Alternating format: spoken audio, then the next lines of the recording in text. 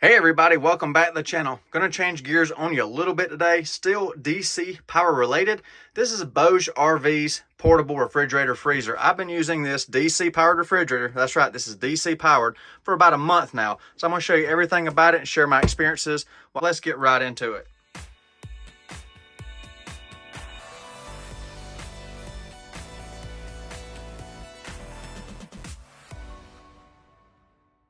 Now this is BougeRV's model CR28 portable refrigerator freezer. That's 28 liters or 30 quart capacity, just a little bit under 1 cubic foot of internal food storage space down inside right there. I'll get you a shot of that. Got a divider in it right there so you can keep stuff from rolling around. And it's settable. The temperature on this machine is why I like it too. You can go from -8 Fahrenheit to 50 degrees Fahrenheit. So you can put anything from ice cream in here to your beverages of choice. So versatile.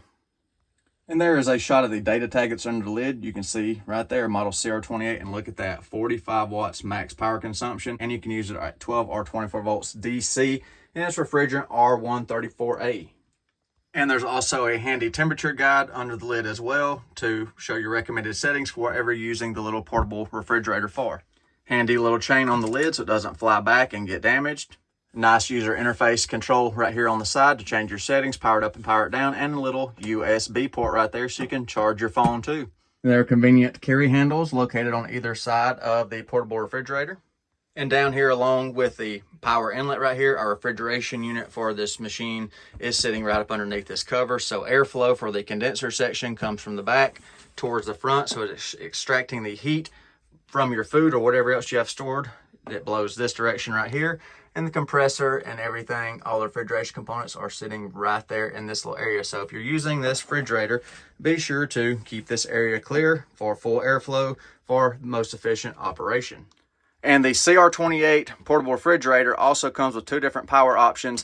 You have your car port right here, straight DC, so you can plug it into your car port, or in a DC port on a portable power station. Remember, it's only 45 watts, very minimal power draw out of this unit. And it also comes with a AC to DC wall adapter right there. So if you're using it in your home or in your RV or things like that, you can convert AC to DC, still run this for a backup refrigerator or anything like that you desire.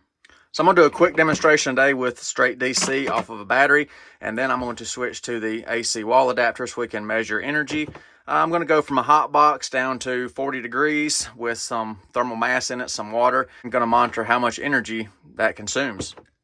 And then to power up the cooler, either the straight DC adapter or the AC to DC wall adapter is direction specific. It's got a little indentation right there, so you put that in towards the back. Just push that in securely. It will lock in place. You can see it's all up against the plastic, and now we're ready to power it up. So I got my little mini battery power box right here. It's got a little 20 amp hour lithium in it. I said I don't have room up here to show you a power station or a big battery running it for, hours or whatever. So just a quick demo with this right here. So once you got it in, you plug it into your battery or carport, whatever you got going on. Then you'll hear the beep right there. So once you have your power source connected, you can push the power button for a couple of seconds and it will bring on the display. You can see we're at 78 degrees, 13.1 volts. And this is picking up a reading at the refrigerator itself through all this length of cord. So you will have a little small discrepancy between your actual source voltage and the actual voltage that's shown on the display right here. You can hear the compressor starting up on the unit, and you'll see the voltage drop a little bit under load. That's due to the cord, not from the battery itself. So we're at 13 volts on the battery and 12.6 into the machine. There's 3 protection levels. I'll go over that shortly with the voltages. So it doesn't run your car battery down. You can pick low, medium, or high protection levels for your car voltage.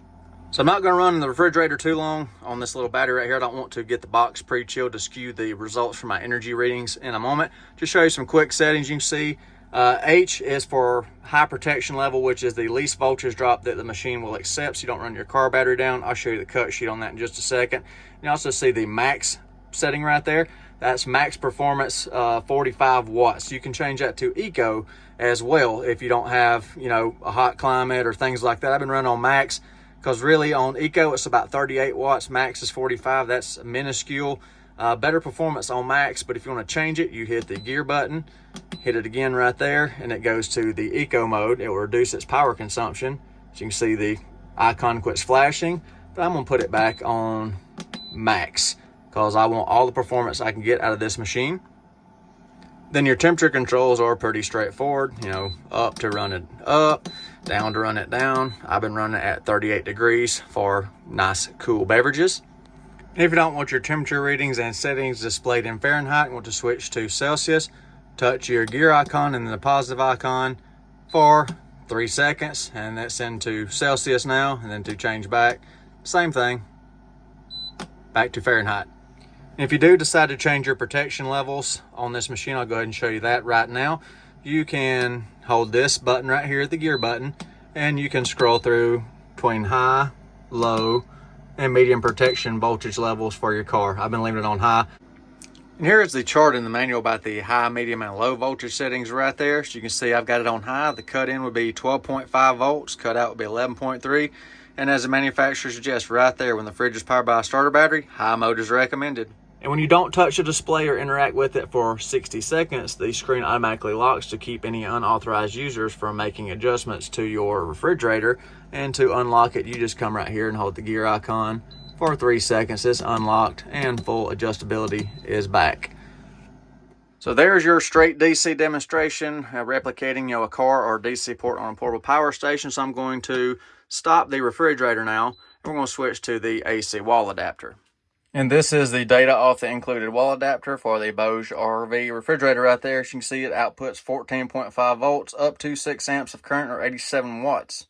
And it's UL listed. Nice to see. Okay, so I've got an energy meter set up right here. You can see 0 energy through. I just plugged it in, 0.7 watts draw for the AC to DC power supply. I've got 6 bottles of room temperature water, a stopwatch right there, and I've let the cooler warm back up to ambient. So now I will load these water bottles there. They're at ambient. There's no sweating, anything like that. So they are at 70 some odd degrees.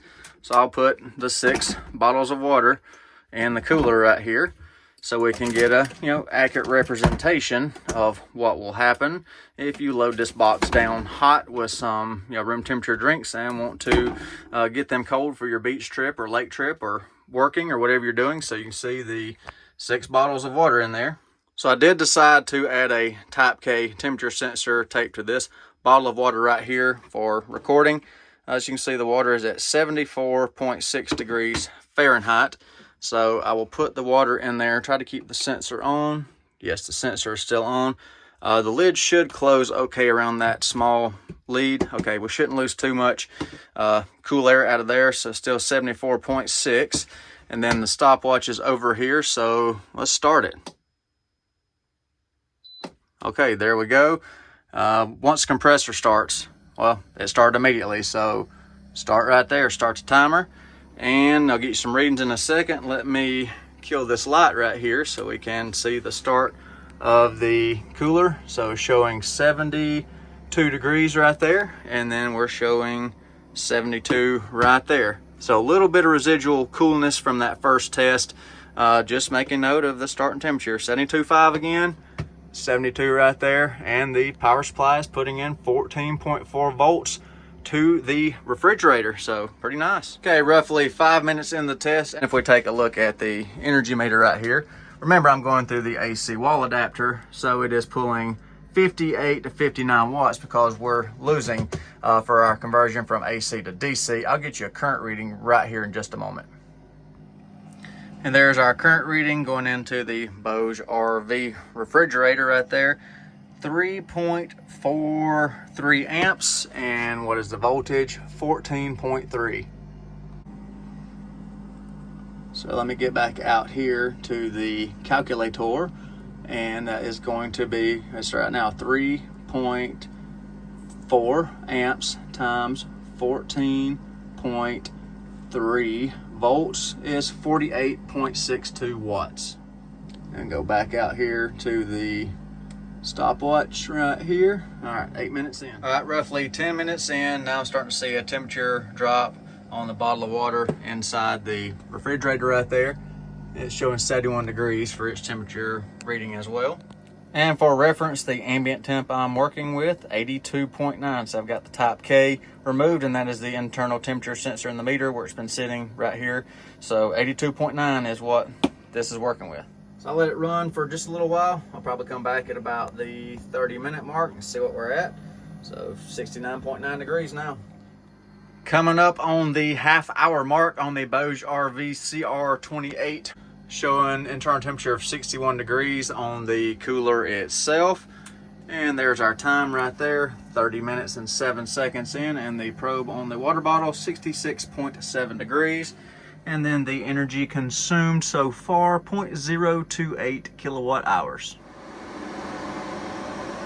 All right, just past the 1 hour mark on the BougeRV refrigerator, portable refrigerator freezer.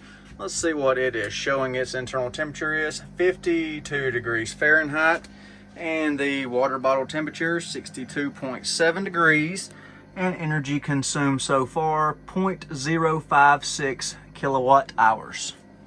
I just crossed the 1.5 hour mark on the BougeRV portable refrigerator freezer.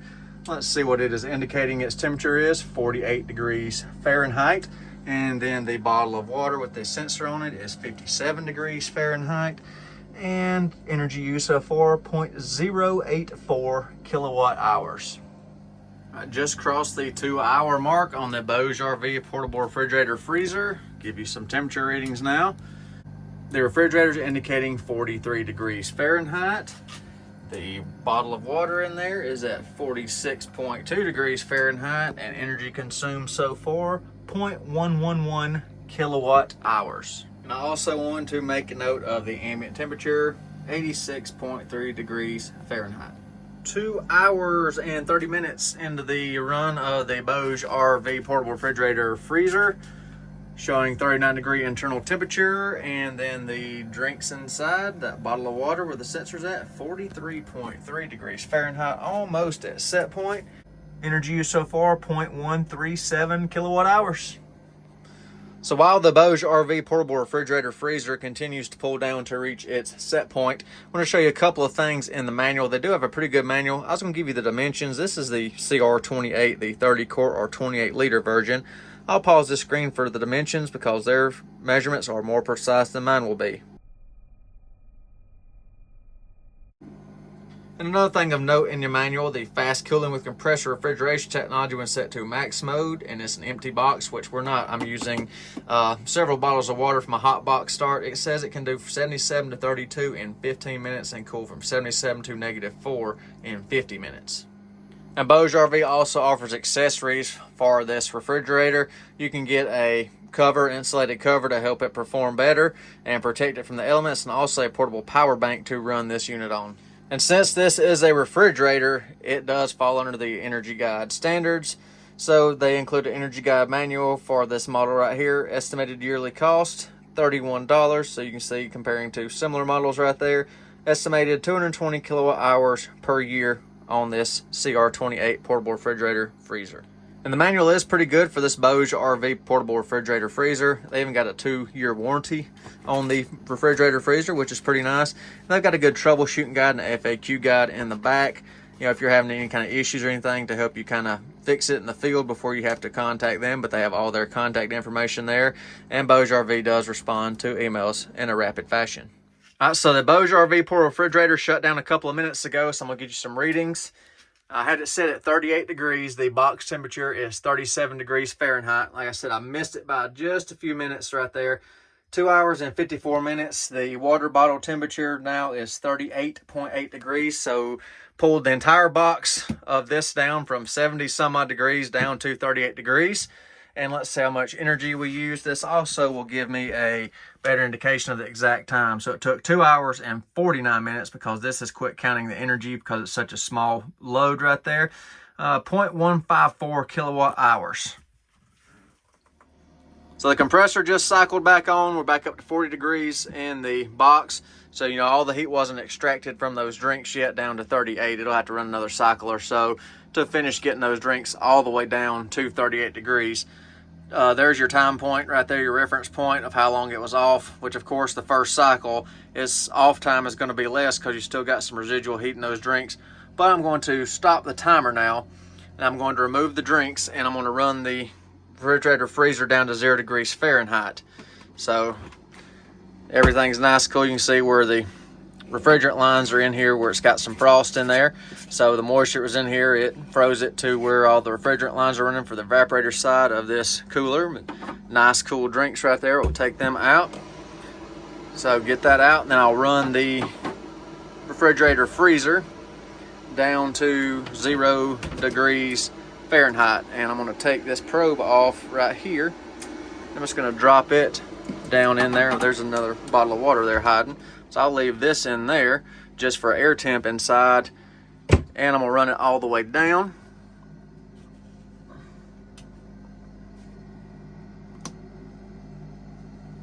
Unlock it, go all the way down. Let's do 0 degrees Fahrenheit right there, and then I will reset the timer and go. And for reference, as I turn it down to 0, we've consumed 0.157 kilowatt hours before turning it down to 0 degrees set point. So now it's telling it takes an empty box to pull from 40 down to 0. Box temperature 40 degrees, and then the air temperature in the box 40 degrees. Anybody want a cold water? All right, already below freezing in the box, empty box. 6 minutes in, we are at freezing. Pretty quick without a big load in it. 38 minutes into the 0 degree run, and my meter is already showing negative 1.8 degrees Fahrenheit, even though the display is showing 2 degrees. So I don't know where the actual internal sensor is on the portable refrigerator, but I guess technically we are already below 0 degrees Fahrenheit. And total energy consumed from the hot box pull down plus the 38 degree down to 0 pull down, 0.189 kilowatt hours. Well, that didn't take very long for the compressor to cycle off. It went down to 0F and the compressor cycled off. So not too far off from where the standalone meter is showing.